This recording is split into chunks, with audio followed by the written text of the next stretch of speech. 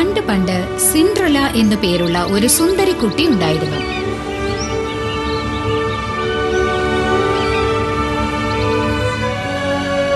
അവൾ തന്റെ ചിറ്റമ്മയുടെയും അവരുടെ വിരൂപരായ 2 മക്കളുടെയും കൂടെയാണ് താമസിച്ചിരുന്നത്. അവർ അവളോട് കരുണ കാണിച്ചതേയില്ല. അവളെ കൊണ്ടാണ് എല്ലാ ജോലിയും ചെയ്യിപ്പിച്ചിരുന്നത്. ഒരു ദിവസം തെരുവിൽ ഒരു വിളംബരം ചെയ്യുന്നത് കേട്ടു. രാജകുമാരൻ വധുവിനെ തിരഞ്ഞെടുക്കാൻ പോകുന്നു. എല്ലാ ചെറുപ്പക്കാരികളെയും അതിനായി രാജകൊട്ടാരത്തിലേക്ക് ക്ഷണിച്ചുകൊള്ളുന്നു. സിൻഡ്രല്ലയുടെ ചിറ്റമ്മയ്ക്ക് തന്റെ 2 പെൺമക്കളെയും സ്വയംവരത്തിന് അയക്കണമെന്നുണ്ടായിരുന്നു. എന്റെ സുന്ദരി കുട്ടികളെ, നിങ്ങൾ പോകണം. ശരിയമ്മേ. പാവം സിൻഡ്രല്ല, അവൾക്കും കൊട്ടാരത്തിലേക്ക് പോകണമെന്നുണ്ടായിരുന്നു. അവൾ ചിറ്റമ്മയോട് അതിന് സമ്മതം ചോദിച്ചു. ഞാനും സ്വയംവരത്തിന് പോകട്ടെ. രാജകുമാരൻ ഒരു വധുവിനെയാണ് അന്വേഷിക്കുന്നത്. നിന്നെ പോലെയുള്ള പെൺകുട്ടികളെ ഒന്നും അദ്ദേഹത്തിന് ഇഷ്ടപ്പെടില്ല. നീ ഇവിടെ വീട്ടിൽ തന്നെ ഇരുന്ന് പാത്രങ്ങളൊക്കെ കഴുകുകയും തറ വൃത്തിയാക്കുകയും ചെയ്യേ.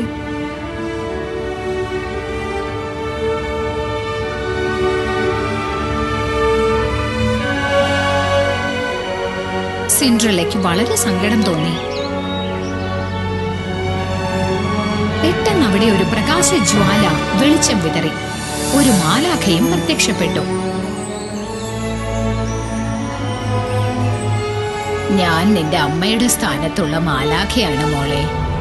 സ്വയംവരത്തിന് പോകാൻ നിന്നെ ഞാൻ സഹായിക്കാം. അതെങ്ങനെ? കാത്തിരുന്ന് കണ്ടോളൂ മോളെ.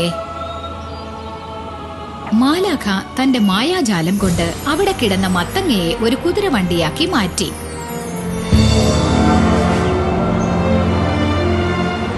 മാലാഖ 6 ചുണ്ടലികളെ 6 കുതിരകളാക്കി മാറ്റി.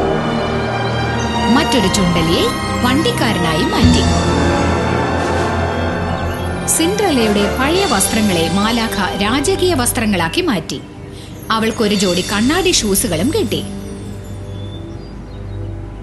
സിൻഡ്രല്ല, നിനക്ക് അർദ്ധരാത്രി വരെ സമയമുള്ളൂ.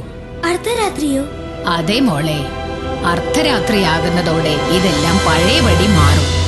ഇക്കാര്യം മറക്കരുത്. പോയി വരൂ. ഞാൻ ശ്രദ്ധിക്കാം.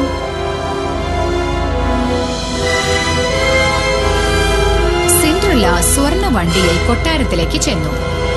കണ്ണാടി ഷൂസുകളും ആകർഷണീയമായ വസ്ത്രങ്ങളും അണിഞ്ഞ് സിൻഡ്രല്ല കൊട്ടാരത്തിലെത്തി. സിൻഡ്രല്ല കൊട്ടാരത്തിനകത്തേക്ക് കടന്നു. സിൻഡ്രല്ലയെ കണ്ടതും രാജകുമാരൻ മനം മയങ്ങി നിന്നുപോയി.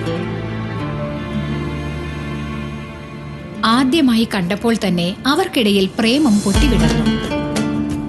അന്ന് രാത്രി മുഴുവനും അവർ 2 പേരും ആനന്ദ നൃത്തമാടി. അതിനു മുൻപ് ഇത്രയും സന്തോഷം അവർ അനുഭവിച്ചിട്ടില്ലായിരുന്നു.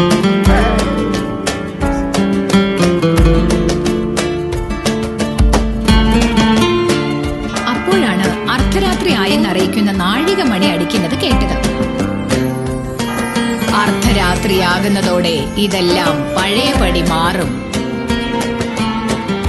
അവൾ രാജകുമാരനിൽ നിന്നും കുതറി മാറി പുറത്തേക്ക് ഓടി. പടിക്കെട്ടുകൾ ഓടിയിറങ്ങി കൊട്ടാരത്തിന് പുറത്തേക്ക് ചെന്നു. അയ്യോ, വേഗം പോയേ മതിയാവൂ.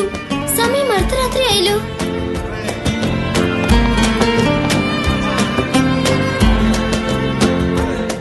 സിൻഡ്രല്ലയെ പിടിച്ചു നിർത്താനായി രാജകുമാരനും പുറകെ ഓടിയെങ്കിലും ഗോവണിപ്പടിയിൽ കിടന്ന ഒരു കണ്ണാടി ഷൂ മാത്രമേ കാണാനായുള്ളൂ.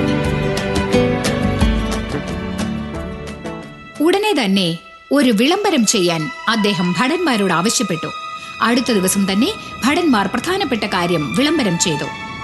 രാജ്യത്തിലെ എല്ലാ പെൺകുട്ടികളും കണ്ണാടി ഷൂ ധരിച്ച് നോക്കണമെന്നും കണ്ണാടി ഷൂ കൃത്യമായി പാകമാകുന്ന പെൺകുട്ടിയെ രാജകുമാരൻ വിവാഹം കഴിക്കുമെന്നുമായിരുന്നു ആ വിളംബരം. കണ്ണാടി ഷൂവും എടുത്ത് ഭടന്മാർ എല്ലാ വീടുകളിലേക്കും ചെന്നു. പക്ഷെ ആർക്കും ആ കണ്ണാടി ഷൂ പാകമാകുന്നില്ല. ഒടുവിൽ സിൻഡ്രല്ലയുടെ ഊഴം വന്നു. സിൻഡ്രല്ല തന്റെ കാൽ ഷൂവിലേക്ക് വെച്ചു. അവൾക്കത് വളരെ പാകമായിരുന്നു. സിൻഡ്രല്ലയുടെ ചിറ്റമ്മയുടെ മക്കളുടെ മുഖം അസൂയ കൊണ്ട് കറുത്തുപോയി. ഭടൻ ഇക്കാര്യം രാജകുമാരനെ അറിയിച്ചതും രാജകുമാരൻ സിൻഡ്രല്ലയെ വിവാഹം കഴിച്ചു. അന്നു മുതൽ അവർ സന്തോഷമായി ജീവിക്കാൻ തുടങ്ങി.